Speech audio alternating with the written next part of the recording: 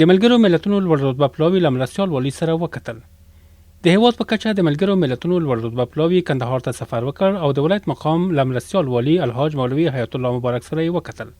چې د ولایت مقام د دفتر رئیس مولوي محب الله ګرمسیری او بهرنیو چارو رئیس مولوي عبدالشکور حقانی ترڅنګ د بیلابیلو دولتي ادارو رئیسانو ګډون پکې کړی و. غونډه چې د قرآن کریم د څو مبارک آیتونو په تلاوت کولو سره راپیل شوه، په پیل کې د یاد پلاوي مشر او په افغانستان کې د ملګرو ملتونو د بیا رغونې د برخې مرستیالې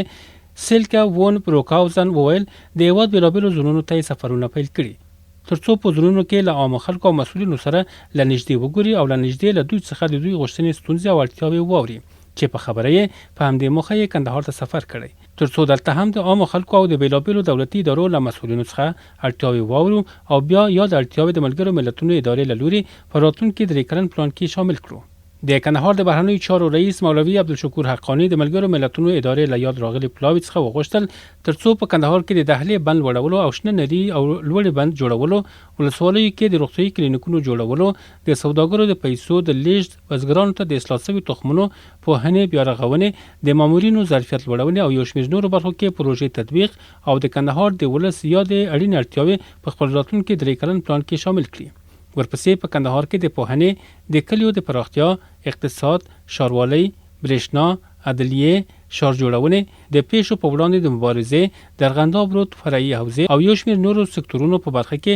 ستونزې، غوښتنې او اړتیاوې د پریزنټیشن له لارې په بشپړه توګه له یادو مسؤلینو سره شریکې شوې او هم په بشپړه توګه د کندهار ښار او ټولو ولسوالیو ستونزې، غوښتنې او اړتیاوې ورسره شریکې شوې. له هغه وروسته د کندهار مرستیال والي الحاج مولوي حیات الله مبارک وویل د بیلابیلو دولتي ادارو له لوري ورسره شریکې شوې ستونزې، غوښتنې، وړاندیزونه او اړتیاوې ټولې پر ځای دي چې په خبره یې باید د ملګرو ملتونو اداره په خپل درې کلن کاري پلان کې ځای پر ځای کړي او راتلونکو دریو کلونو کې په یادو شریکو شویو برخو کې پوره پاملرنه وکړي. کوم رئیسانو صاحبانو چې تاسو سره کوم ضرورتونه شریک کړي دي، موږ هم په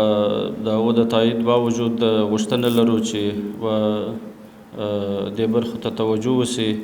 ځکه د افغانستان ملت او بیا خاصتا د کندهار ملت د چې د جنګونو ځپلی دی او وچکالۍ ځپلی دی او ګوناګون مشکلات دي. د دې مشکلاتو د حل دپاره هغه نهادونه چې بشر دوست او کومک کوونکي دي، د ملت چې دی د یو بشر په حیث باندې، د یو انسانیت په حیث باندې پر ټول هغه ارګانو نهادونو باندې حق لري چې دوی مرسته ورسره وکړي او کومک ورسره وکړي او د دې مشکلاتو څخه راوباسي. مرستیال والي وویل د افغانستان اسلامي امارت پر راتګ سره تر بل هر وخت اوس افغانستان کې د کار کولو زمینه برابره ده، ځکه په ټول هیواد او په خاصه توګه کندهار کې بشپړ امنیت دی. نو غوښتنه مو دا ده ترڅو په خپلو کارونو کې پراخوالی او ډیروالی راولئ او تر هغه ولسوالیو او سیمو پورې خدمات ورسوئ چې خلک یې تیرو شلو کلونو کې سخت وځپل شول او ورته هیڅ ډول خدمات نه دي رسیدلي. همداراز مرستیال والي د ملګرو ملتونو له راغلي لوړ رتبه پلاوي څخه غوښتنه وکړه ترڅو د افغانستان رښتینی انځور له نړیوالو هیوادونو او نړیوالې ټولنې سره شریک کړي. هغه دا چې د هیواد ټولې چارې تر یوې واحدې رهبرۍ لاندې مخته ځي، د نظام ټولې چارې په پوره یووالي او اتفاق سره مخته ځي، په ټول هیواد کې په بشپړه توګه امنیت دی او د هیواد ټول ولس له اسلامي امارت څخه ډیره خوښي شي او د نظام سره څنګ په څنګ ولاړ دي. وروسته غونډه د دعا په ویلو سره پای ته ورسېده.